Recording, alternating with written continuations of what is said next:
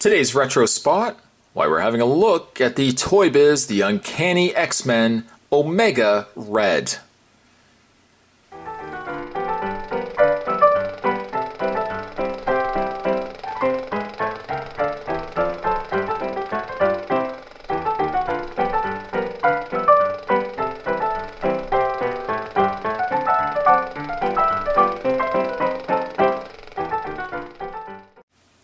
Features whipping tendril weapons. Omega Red comes to us from, again, Toy Biz.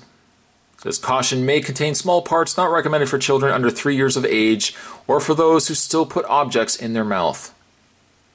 A really neat image on the side of Omega Red. One of Spot's favorite villains from the X-Men universe. It says, collect the entire X-Men home video series available wherever video is sold. Which would be nowhere, as video is no longer sold. We are now into the world of Blu-rays. How long will that last? I'm hoping at least a little bit longer.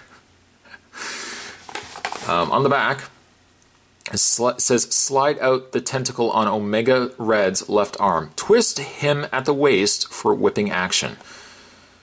Now, I'm not going to go through every single one of these figures, but you can get some idea as to the scope of all the characters you could get from Toy Biz. Toy Biz was very good for releasing pretty much any character, any conceivable character you can think of from the X-Men universe. They had it covered.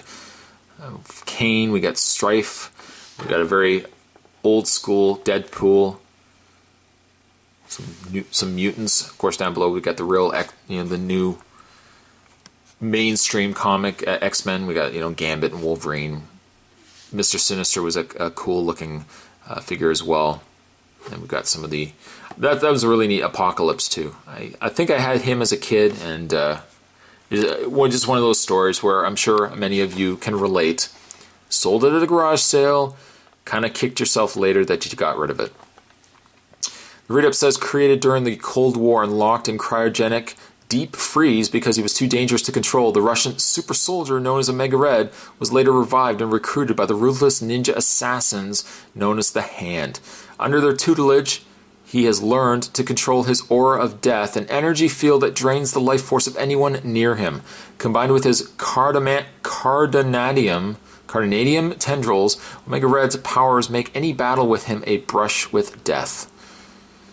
And if we are looking at our retro clocks, we are looking at a toy that is, I'm just trying to see if I can find a date. I don't see actually a date on here. That's surprising. Normally they always put dates on these cards. And normally it would be down at the bottom here. I don't see a date. Oh, there we go. 1993. So set your retro clocks for 1993. That's where you'd be able to find this toy. What I am going to do is take a bit of a break. I'm going to get Omega Red out of packaging, and when we come back, we're going to get a better look at the toy. There's definitely more retro on the way, my friends. Don't go anywhere. Stay tuned. Before we actually have a look at Omega Red, I can't resist. I want to just show you guys the card that comes with Omega Red. Now, normally, you would get a card that was from an originally released series of cards, likely from, the Marvel Series 3, Marvel Series 2. Sometimes you get the X-Men cards. Speaking of X-Men cards, the card that you actually get with Omega Red is this. Now, this will actually be coming from the Jim Lee X-Men Series 1 trading cards. I have this set myself. The interesting thing about it, for starters, it's not Omega Red. Let's just put Omega Red back here. It's not Omega Red, it's Storm. And on top of that, it's one of the puzzle cards, where you would actually have to collect 9 of these cards to make an entire scene. In this case, I think it was the scene of the Danger Room. But why would you get a card that is part of something else? You would want, first of all, an Omega Red card, because it would make sense. You've got Omega Red, the character here. But if you're not even going to get Omega Red, why not get an actual card instead of a part of a much larger scene? I don't understand. But you get this card, number 93. Danger Room Test Sequence number 3. There you go. Let's have a look at Omega Red. You know, he is very dated in many regards. I mean, he is a very dated character. Let's first have a look at his face. Yeah, okay, you know, I see it. His sculpt, for the most part, is really good. The paint is really good. You know, here's the thing with retro toys. You really have to go looking at the toy with a fresh perspective. You can't just simply look at the toy and say, oh, you know, he's too basic, or he's, you know, there's not enough going on, or he doesn't have enough articulation. For us, you know, for a lot of kids growing up in the 80s, this really was a well put together, well conceived toy.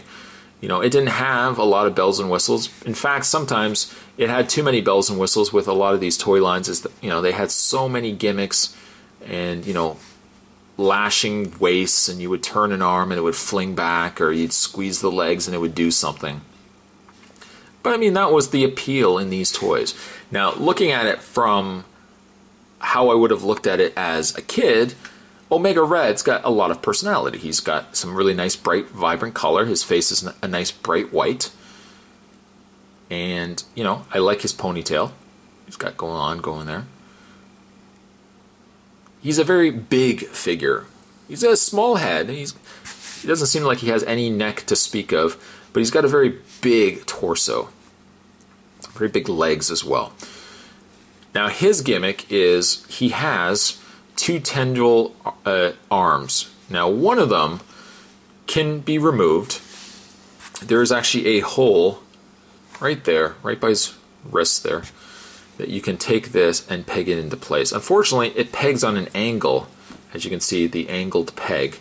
It pegs it on an angle, so you have to apply a little bit of pressure, and it doesn't always stay in there. Now, it's doing a good enough... Now, see, there you go. It doesn't really stay very well because the angle that you have to put it in, and the fact that it butts up against his fingers, that you really can't get it securely fastened. Let me see if I can actually get it back in there. It'll stay for now. We'll see how long it lasts. But you have one tendril arm, tentacle there, and then you have this one here. Now, this one here, you actually have it slide. It's on a little track, and you're supposed to take this and push it forward. And when you push it forward, then you've got it retracting. A little dated, sure, by gimmick, okay. I mean, I kind of think of this, it's very similar to the Star Wars figures where you had a retractable lightsaber. You would actually take the lever on the side and retract it out of their hand. Anybody that grew up with those toys, you know exactly what I'm talking about. But the idea is you're supposed to take this and retract it, and then there's a little lever. There's not so much a lever, but there's a place where you can put your thumb, and you're just supposed to go like this and move his waist back and forth. From the front view, you're supposed to allow the figure to move back and forth, and that is his whipping action. Whipping action. It doesn't really do a whole heck of a lot. I mean, essentially, you're just moving the waist of the character. It doesn't release back or anything like that. It's just a little looser of a regular waist swivel. But, you know, for a basic toy, it's not bad. His articulation, I guess you could say he has articulation in the ponytail, but he's got mild articulation in the head. Move it left and right. You have to be careful when you're moving the head that this ponytail just doesn't unpeg, as you can see right here. Just kind of peg it back into place. His arms rotate all the way around, also taking the shoulder pad with him too, so having it up here looks a little awkward, but same over here as well. There's nothing in the way of his articulation in elbows. There's no gauntlet or wrist swivel. Of course, he has the swivel in the waist. Legs go forward and back, and he also has a bend in the knee, which is also nice. Some figures actually, at the time that this figure was released, didn't have knee articulation. Some figures now don't have knee articulation. So there you have Omega Red. Now, he is a really good figure, on par with, of course, all the other X-Men figures we would have gotten from Toy Biz back in the day. From a retro side of it, I think he's a really fun figure. His gimmick isn't the greatest. I would almost say this would have been a good figure that you could be able to squeeze his legs, or maybe, if anything, pull back his waist, let go, and he'd whip forward kind of thing. This would have been nice if also these could have been pipe cleaner that you could have bent, but it is what it is. Simply looking at this figure as a retro figure and being fair when I'm rating it, at, considering that I'm obviously not going to put it on par with a Marvel Legends Omega Red. Two completely different toy lines. Omega Red here, I'm going to give him, just from his coloring and his size, gimmick isn't the greatest, but overall I'm going to give him a 6. A 6. Today's retro spot, we were having a look at the Toy Biz X-Men, Uncanny X-Men, Omega Red. Let me know down below if you guys have had this figure. Maybe you had this figure when you were a kid, and maybe you lone tier the fact that you parted ways with it. But let me know down below. And certainly in the meantime, there are more retro spots heading your way, and I will see you guys next time.